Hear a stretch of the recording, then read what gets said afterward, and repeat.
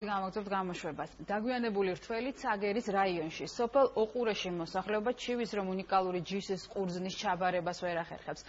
უსახელაური ჯიშის ყურძნის მცირე ნაწილის რეალიზება მოახერხეს, მაგრამ დიდი ნაწილი ჯერ არ დაუკრეფიათ. ამიტომ მთავრობას დახმარებას თხოვენ. ღვინის ეროვნულ სააგენტოში კი აღნიშნავენ, რომ რთველი ჯერ არ დასრულებულა და დარჩენილი ყურძნის ჩაბარება აუცილებლად მოხდება. ფუჭება აქვს უკვე ყურძნის დაწყებული. 1-2 წვიმა უნდა და ჩათვალე რომ ყურძენი უკვე აღარ ივარგებს შესაწურადაც. და დაახლოებით 80%-ის გაუყიდელი არის ეს ჯიში და რავი ცოდვაა ხალხიც შრომობს, წვალობს და რავი ამით არის ამ სოფელში ძირითადად შემოსავალი წყარო არის ერთადერთი ეს. ძირითადად დარჩენილი აქვს გლეხობას, რომელიც ვერ ახერხებს კომუნიკაციას უფრო უკეთესად, ვიდრე ახალსა და ბიზნესთან მიმული ადამიანები უფრო ახერხებენ. ამისთვის საჭიროა მთავრობამ ცოტა ყურადღება მოაქციოს წელს მაინც და ეს დარჩენილი ყურძენი რომ არ დარჩეს და არ დარბეს. ჩვენ შტაბის წარმომადგენლები ჩერპიანი ხელაჭაში არიან და ლეჩხუმის თვალსაც აკვირდებიან.